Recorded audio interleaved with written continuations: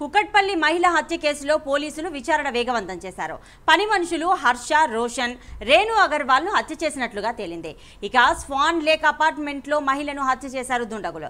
ఇంట్లో పని చేయడానికి వచ్చి హత్య చేసినట్లు ప్రాథమికంగా గుర్తించారు.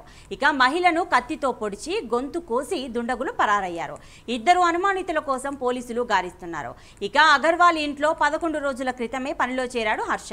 ఇంట్లోని బంగారం, నగదుపై కన్నేసిన యువకుడు లాకర్ వివరాలు చెప్పకపోవడంతో రేణు అగర్వాల్ ను చిత్రహింసలు పెట్టాడు హర్ష. హత్య తర్వాత మహిళ ఒంటిపై బంగారాన్ని ఎత్తుకెళ్లారు. నిందితులు జార్ఖండ్ పారిపోయినట్లుగా తెలుస్తోంది. ఇక నిందితుల కోసం 4 పోలీసు బృందాలు గాలిస్తున్నాయి. మరోవైపు బాధిత కుటుంబాన్ని మాధవరం కృష్ణారావు పరామర్శించారు.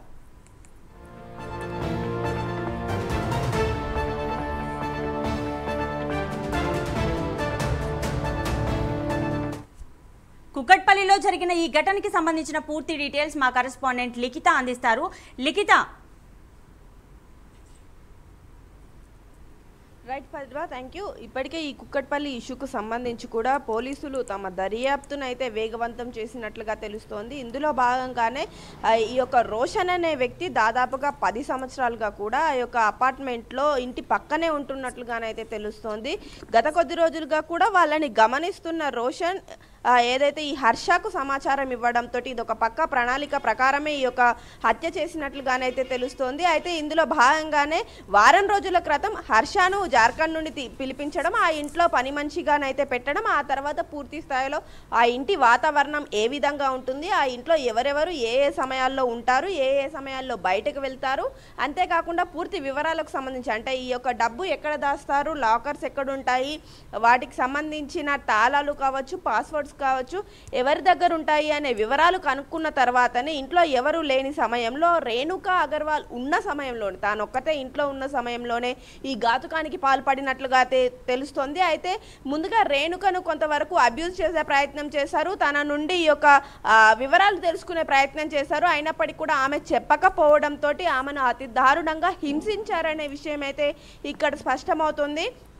ఆ తర్వాత ఆమె వివరాలు చెప్పకపోవడంతో వెంటనే ఆమెను మర్డర్ చేయడం, ఆ తర్వాత ఆ యొక్క ఏదైతే తన ఒంటిపైన ఉన్న బంగారం కావచ్చు, ఇంట్లో ఉన్న కొంత నగదును కూడా తీసుకొని పారిపోయినట్లుగానైతే తెలుస్తోంది. నిందితులిద్దరూ కూడా జార్ఖండ్కు చెందిన వ్యక్తులుగానైతే గుర్తించారు. అయితే వారి సీసీటీవీ ఫుటేజ్లో పూర్తి స్థాయిలో గమనించిన పోలీసులు అయితే ఇప్పటికే 4 బృందాలుగానైతే చేరడం జరిగింది. ఈ 4 బృందాలు కూడా వారు ఇప్పటికే జార్ఖండ్ పారిపోయినట్లుగానైతే గుర్తించారు. అయితే వారి కోసం గాలింపు చర్యలు చేపడుతున్నారు. వారికి సంబంధించి కాంటాక్ట్స్ ఏమున్నాయో పూర్తి స్థాయిలో డీటెయిల్స్ అన్నిటిని తీసుకునే ప్రయత్నం చేస్తున్నారు. అటు జార్ఖండ్ పోలీసులతో కూడా వీరు సమన్వయం అవుతున్నట్లుగానైతే తెలుస్తోంది. పూర్తి వివరాలతో తప్పకుండా త్వరలోనే ఈ కేసును క్లోజ్ చేస్తాం, నిందితులకు తప్పకుండా శిక్ష పడే విధంగా చూసి బాధిత కుటుంబాలకు న్యాయం చేస్తామంటూ కూడా పోలీసు అధికారులు చెప్తున్న పరిస్థితి కనిపిస్తుంది. ఏది ఏమైనప్పటికీ కూడా పట్టపగలు ఇట్లాంటి చర్యలు చేపట్టడం, అది కూడా ఇటు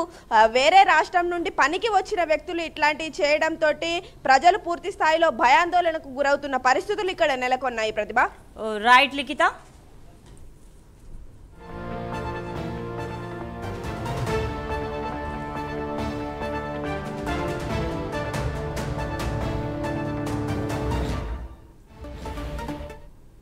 కుకట్పల్లిలో సైన్ లేక్ అపార్ట్మెంట్ లో నిన్న జరిగినటువంటి సంఘటన చాలా బాధాకర విషయం. మరి ఈ నడమ ఈ కుకట్పల్లిలోనే గత ఒక 20-25 రోజుల లోపల 1 మంత్ లోపలనే ఇటువంటి సంఘటనలు 5-6 జరిగినాయి.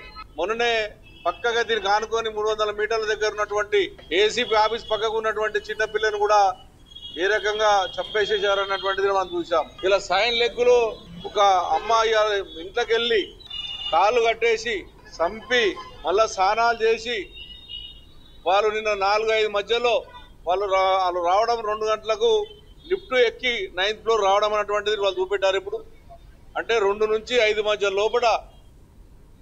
లోపలనే దోసుకోపోయింది కాకుండా వాళ్ళ కాళ్ళు కట్టేసి నవీన్ అగ్రవాల్ అంట లేడీని చంపేసి ఘోరంగా చంపేసి మళ్ళా సేమ్ 5 గంటలకు మళ్ళీ పరారైపోయి జార్ఖండ్కి వెళ్ళిపోయినట్టుగా చెప్తా ఉన్నారు పోలీసు వాళ్ళు. నేను పోలీసు అధికారులు కూడా ముందు చెప్తా ఉన్నా, మీ భయం భక్తి లేకనే జరుగుతుంది. ఇదంతా కఠినమైన చర్య తీసుకోవాల్సిన అవసరం ఉంది. ఎవరైతే వచ్చి చంపినటువంటి వాళ్ళ మీద కఠిన నిర్ణయం తీసుకొని